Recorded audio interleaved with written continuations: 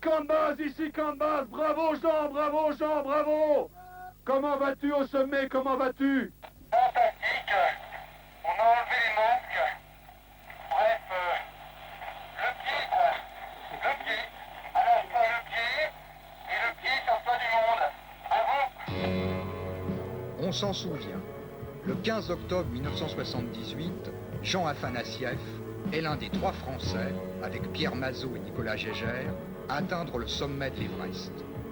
Oui, c'est le pied, comme il le disait en ce moment privilégié. Le lendemain, il ajoute à cette ascension le record d'altitude de descente à ski, de 8200 à 5700 mètres. Ce supplément, accompli en compagnie de Nicolas Geiger, n'est pas une fin, mais un moyen de recommencer.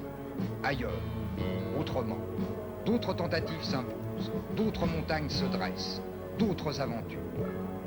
1 an plus tard, il repart. Cette fois pour l'Amérique du Sud. En un lieu mythique et perdu, la Patagonie.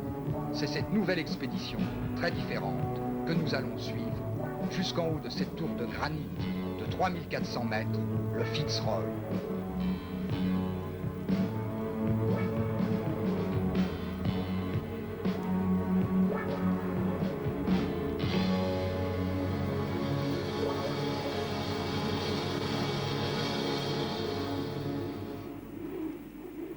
Le Fitzroy, Jean connaît déjà.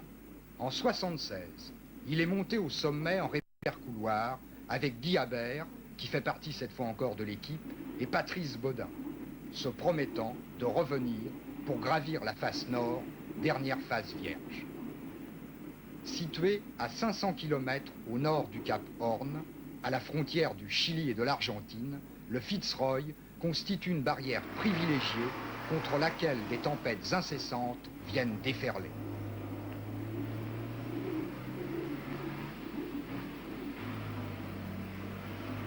Pour commencer, l'expédition fait 500 km de piste.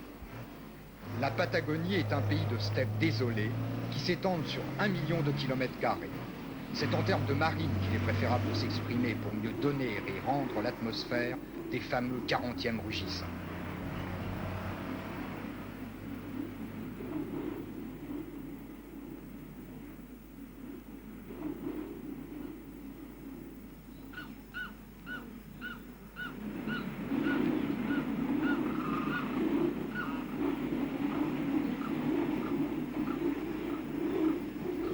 Ce sont désormais les chevaux qui vont acheminer le matériel et les vivres prévus pour 2 mois.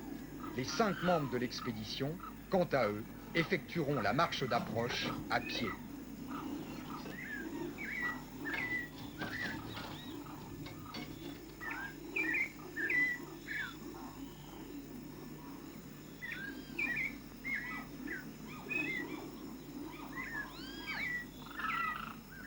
« 8 décembre. C'est le départ en 2 groupes par 2 itinéraires vers le camp de base.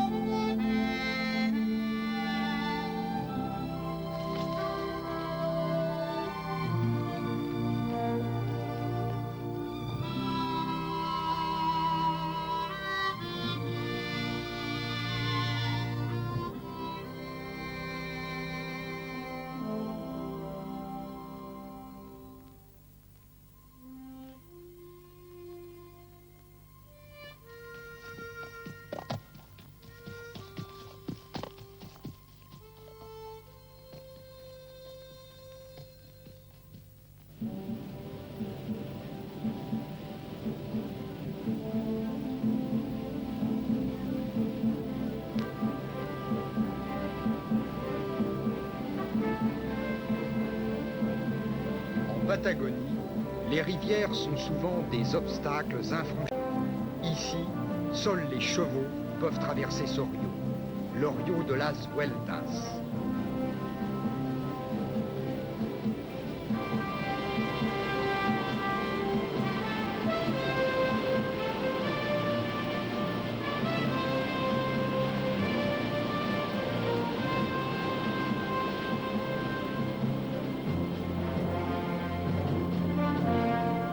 Le rio Torre est le rio le plus important que les membres de l'expédition auront à traverser.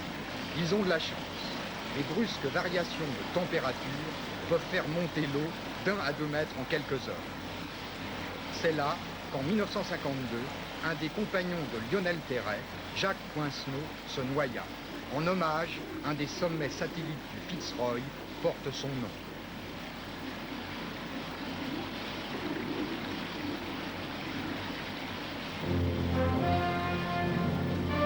Après cette marche, les deux groupes, hommes et chevaux, vont se retrouver au camp de base.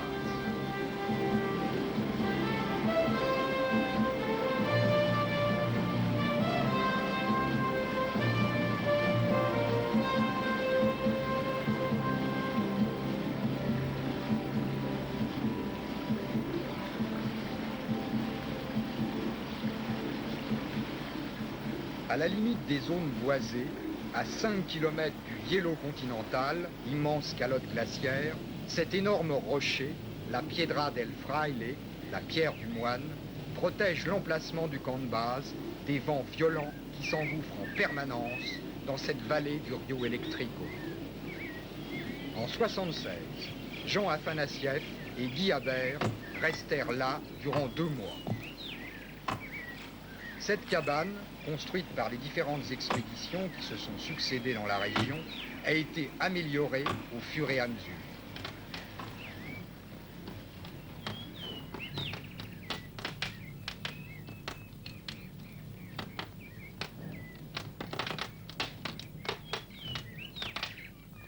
C'est grâce à cet environnement que les alpinistes pourront attendre le moment propice pour effectuer les premières reconnaissances et premiers portages.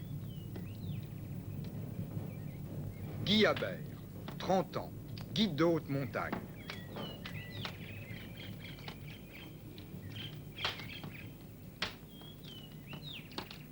Jean Afanassieff, 26 ans, guide de haute montagne. Jean Fabre, 30 ans, avocat et guide de haute montagne. Michel Afanassieff, 35 ans, guide de haute montagne. Et derrière la caméra, Gilles Souris, 27 ans, cinéaste. Au cours d'une éclaircie, ils aperçoivent le sommet glacé du Fitzroy.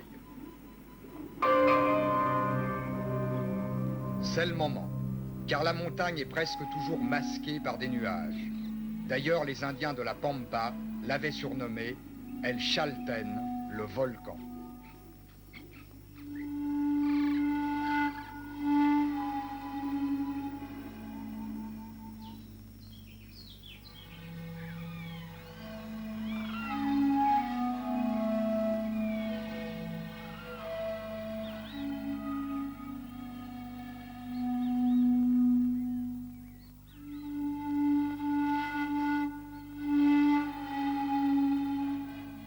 Plusieurs portages seront nécessaires afin d'installer le camp avancé et de commencer l'équipement de la paroi. Chaque jour compte, car il leur faut être prêts pour en profiter dès que le temps le permettra.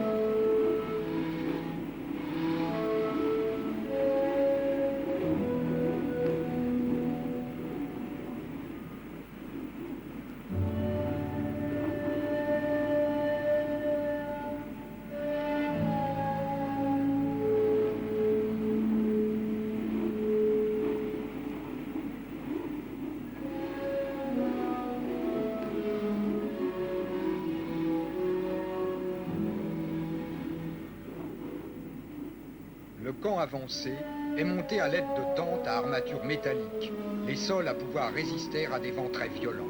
Elles seront, de plus, lestées avec des pierres et ceinturées avec des cordes.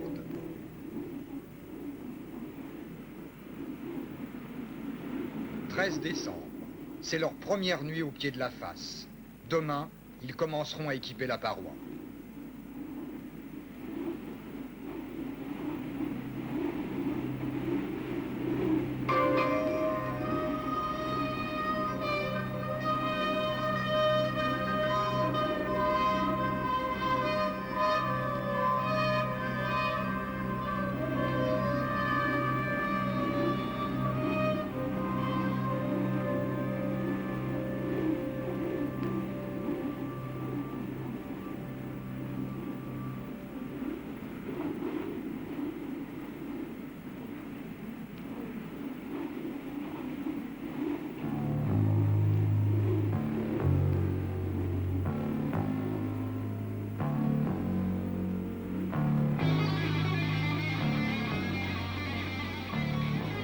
Pour cette première partie de l'ascension, ils devront s'y reprendre à plusieurs fois. Toujours ce microclimat qui bouleverse tous les éléments et modifie toutes les données. Mais, pour ne pas perdre le bénéfice de leur tentative, ils laisseront des cordes fixes sur 400 mètres, utilisables pour l'ascension finale.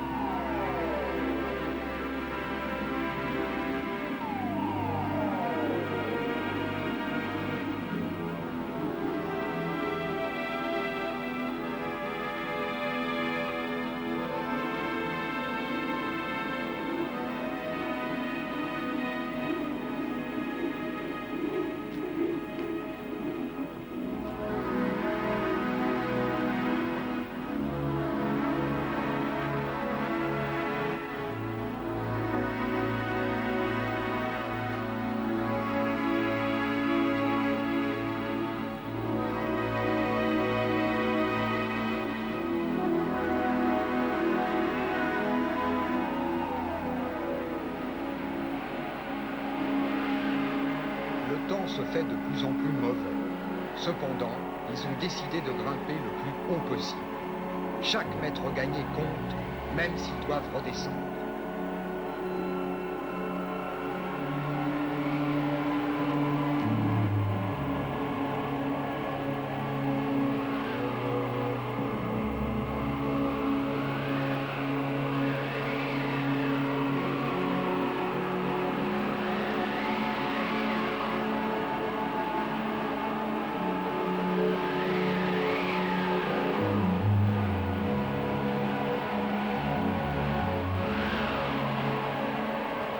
Une fois de plus, ils renoncent et rejoignent le camp avancé.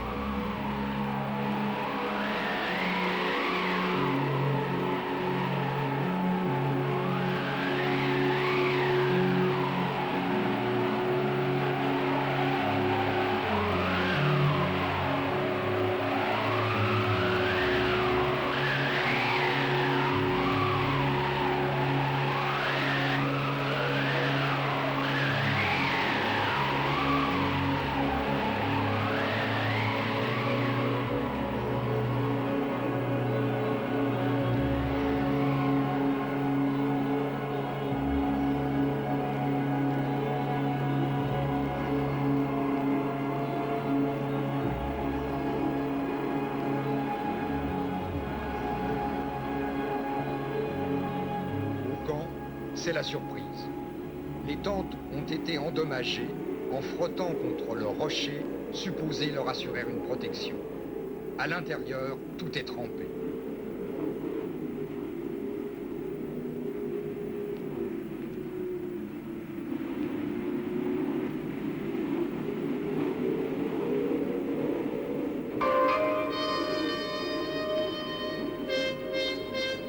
24 décembre, la face nord du Fitzroy leur apparaît dans toute sa complexité.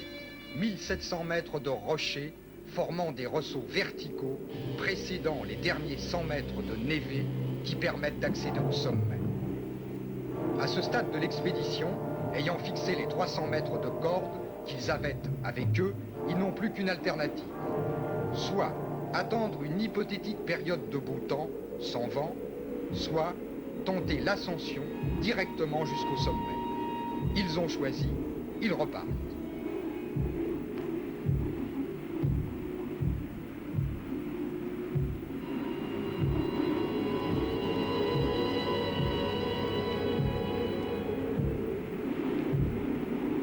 Rapidement, ils rejoignent le plus haut point atteint lors de leur précédente tentative.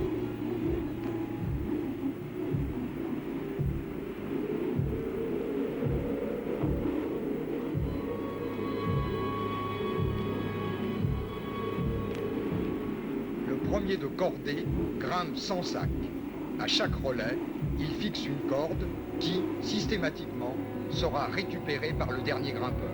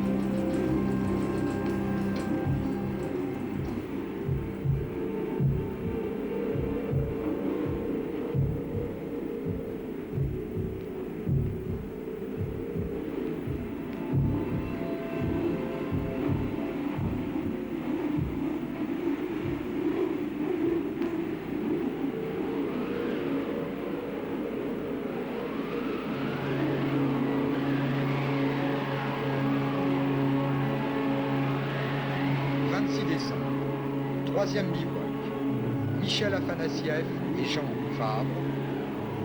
Jean Afanassieff et Guy Habert essayent de trouver le sommet. « 450 mètres les séparent encore du sommet. 450 mètres qu'ils devront franchir dans de très mauvaises conditions atmosphériques. Ils partent sans matériel de bivouac et avec un équipement technique d'escalade minimum pour réaliser l'aller-retour du sommet bivouac dans la journée.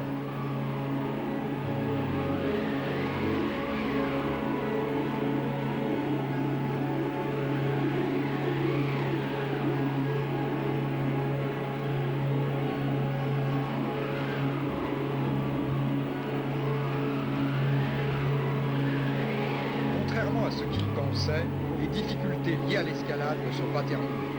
Au vent s'ajoute un mur surplombant de 40 mètres.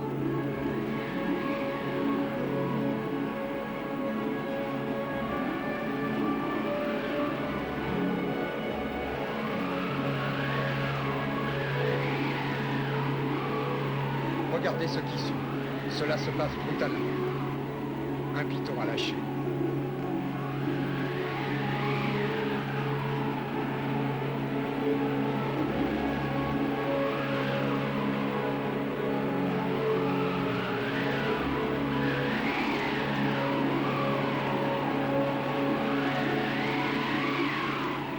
« 27 décembre, 16 h. L'équipe Fitzroy 79 est au sommet. Pour Jean Afanassiev, de nouveau, c'est le pied.